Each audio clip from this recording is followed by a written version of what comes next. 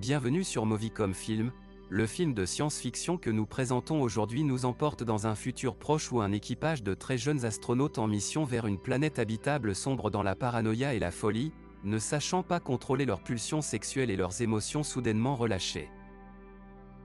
En 2063, des astrophysiciens de la Terre ravagée par le changement climatique trouvent une planète habitable dans un autre système. Une mission de reconnaissance est envoyée. Vu la distance qui sépare la Terre de cette planète, les prévisions des scientifiques estiment qu'il faut 86 ans pour atteindre une telle planète avec la technologie disponible.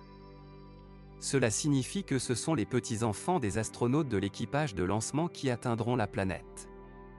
Pour aider l'équipage de lancement à comprendre que leur vie restante sera probablement passée principalement pendant le voyage, les 30 originaux sont obtenus par des fœtus artificiels et maintenus isolés du reste du monde. Afin de prolonger leur temps de vol, ils sont lancés sur le vaisseau spatial Humanita en tant que préadolescents, avec un seul adulte, le commandant principal du programme, Richard, pour les guider tout au long de la première partie du voyage. Pour économiser les ressources, il est prévu que le même processus artificiel soit pratiqué lorsque l'équipage atteint l'âge de 24 ans. Et qu'elle soit répétée sur leurs enfants à 24 ans. Au cours de la 10e année du vol, Christopher et Zach découvrent que les adolescents adultes reçoivent un produit chimique bleu dans leur nourriture quotidienne pour supprimer les émotions profondes telles que la libido et la réponse au plaisir sexuel. Ce qui permet de les garder tous dociles et gérables pendant tout le temps du voyage.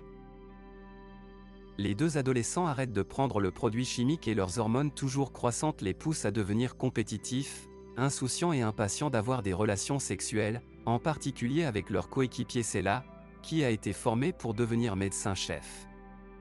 Le commandant Richard finit par être au courant de ce qui se passe. Ses efforts pour ramener les deux ados à la raison fut vain, au cours d'un effort de réparation à l'extérieur de l'Humanita pour remédier à un système de communication terrestre défaillant. Richard, qui occupait le poste d'officier en chef, est tué, apparemment par une entité invisible, et un incendie endommage davantage les systèmes du vaisseau. Christopher est élu nouveau directeur général, ce qui contrarie Zach, qui dit alors aux autres d'arrêter d'ingérer le produit chimique. La mission sombre dans la folie, alors que de nombreux jeunes hommes et femmes retournent à leur état le plus primaire. Ils commencent donc tous à ressentir des désirs l'un envers l'autre et certains deviennent même agressifs. Zach dit aux autres qu'un extraterrestre a tué Richard, qu'il les protégera et les laissera manger toute la nourriture, bien conservée, qu'ils veulent, et convainc tout le monde sauf 5 jeunes de le suivre plutôt que Christopher. Christopher et Sela, qui sont devenus désormais un couple, trouvent et réparent un disque vidéo qui révèle que Zach a tué Richard. Précipitant d'autres dommages au système, en allumant l'électricité du réseau de communication pendant que Richard y travaillait, il montre les preuves aux autres, mais Zach convainc encore beaucoup qu'un extraterrestre habite l'un d'eux, ce qui amène beaucoup à suivre Zach dans les meurtres de justiciers de toute personne qu'il cible. Christopher conduit par inadvertance Zach vers un compartiment caché du navire, qui s'avère contenir des armes que leurs petits-enfants peuvent utiliser sur la planète une fois sur place contre toute éventuelle menace présente. Christopher, Sela et Phoebe sont les seuls à résister contre Zach.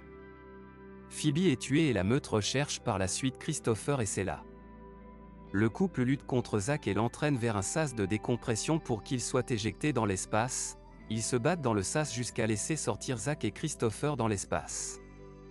Zach meurt sur le coup car il n'avait pas de combinaison spatiale mais Christopher survit et la paix revient à Humanita. Sela est alors élue directrice générale.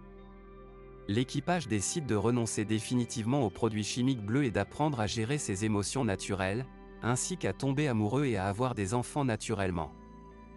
Plutôt qu'artificiellement comme cela avait été initialement prévu, des décennies plus tard, Humanita et son équipage multigénérationnel arrivent sur la planète prévue pour les recevoir, qui semble depuis son orbite aussi semblable à la Terre qu'on l'avait espéré. Ainsi s'achève ce film.